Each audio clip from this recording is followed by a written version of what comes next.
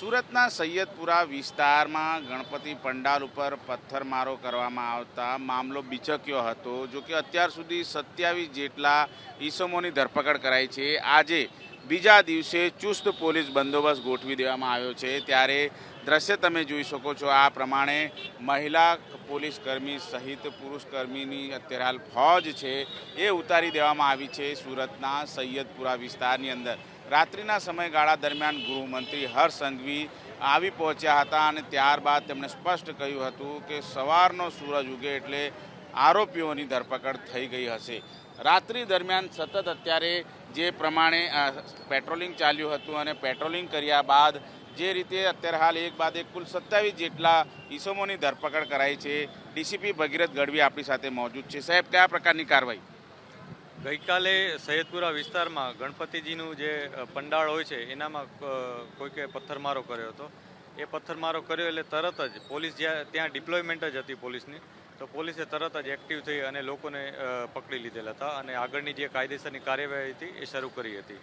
આ બાબતને લઈને કેટલાક લોકોમાં અસમંજસ ફેલાઈ હતી, અફવા ફેલાઈ હતી, જેને કારણે કેટલાક ટોળા ભેગા થઈ ગયા હતા આ વિસ્તારમાં, જેથી પોલીસે આ ટોળાને વિખેરી નાખ્યું હતું અને આ વિખેરતા દરમિયાન 27 જેટલા લોકોને ડિટેન કર્યા છે. એના ઉપર પણ કાયદેસરની કાર્યવાહી જે હોય એ ચાલુ કરી દીધેલ છે. આ ઉપરાંત ગઈકાલે માહોલ બગડે નહીં, લોકોમાં વિસ્તારમાં શાંતિ જળવાઈ રહે, કોઈપણ જાતની અફવા ના ફેલાય એના માટે પોલીસે આ વિસ્તારમાં કોમ્બિંગ કર્યું. આ ઉપરાંત પેટ્રોલિંગ કરવામાં આવ્યું, બંદોબસ્તનું આયોજન પણ કરવામાં આવ્યું છે અને એ રીતના બંદોબસ્તનું ડિપ્લોયમેન્ટ પણ કરવામાં આવ્યું છે. એ બાદ આજ સવારે અલગ અલગ અધિકારીઓને જુદી જુદી રિસ્પોન્સિબિલિટી સોંપી અને આ ફરીથી બંદોબસ્ત તૈનાત કરવામાં આવ્યો છે.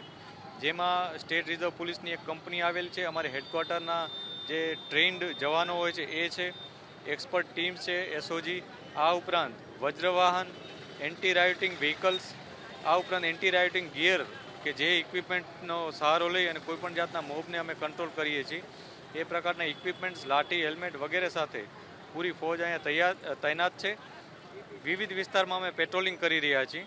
કોઈપણ જાતનું પરિસ્થિતિમાં કોઈપણ જાતને પરિસ્થિતિ ડહોળાય નહીં એના માટેના અત્યારે પૂરેપૂરું પોલીસના પ્રયાસ છે.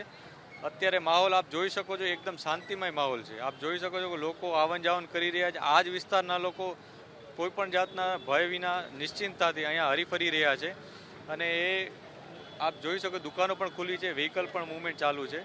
આ ઉપરાંત અમારે લોકોને પણ અપીલ છે કે કોઈપણ જાતની અફવામાં ના આવે, કોઈપણ જાતના મેસેજનો ખોટો ઇન્ટરપ્રિટેશન ના કરે. આજકાલના જે સોશિયલ મીડિયાનો સમય છે, કોઈ અફવા, કોઈ એડિટેડ મેસેજ એ કોઈપણ જાતનું શાંતિ ડહોળી શકે એવી કન્ડિશન હોય છે.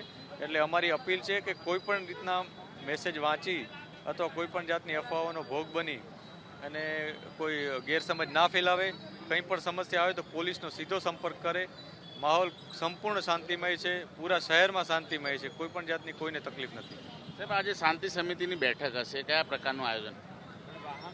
જે ગઈકાલનો ઘટના છે એ અનુસંધાને વિસ્તારમાં અને પૂરા શહેરમાં શાંતિ જળવાઈ રહે એ માટે ગઈકાલે પણ આગેવાનો સાથે અમે સંપર્કમાં હતા.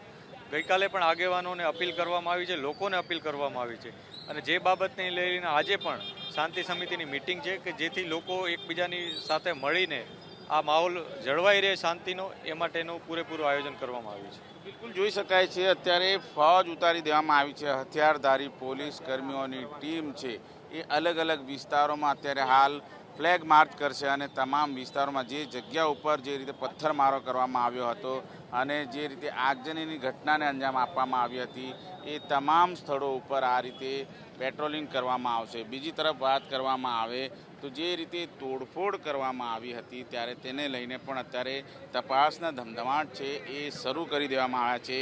આ તસવીરો તમે જોઈ શકો છો.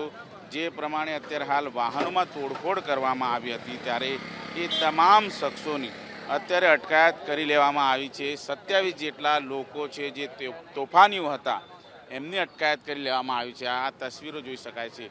જે રીતે અત્યારે હાલ ગલીઓ શેરીઓમાં તોફાની તત્વોએ અત્યારે કહેર મચાવ્યો હતો ત્યારે તેને લઈને અત્યારે પોલીસે તમામ બાબતના જે પુરાવા છે એકત્રિત કર્યા છે. સાથોસાથ ગત રાત્રે ડ્રોન ઉડાવીને એ તમામ પુરાવા પણ એકત્રિત કરવામાં આવ્યા છે જે સાયોગિક પુરાવા ઉપયોગમાં લેવાશે.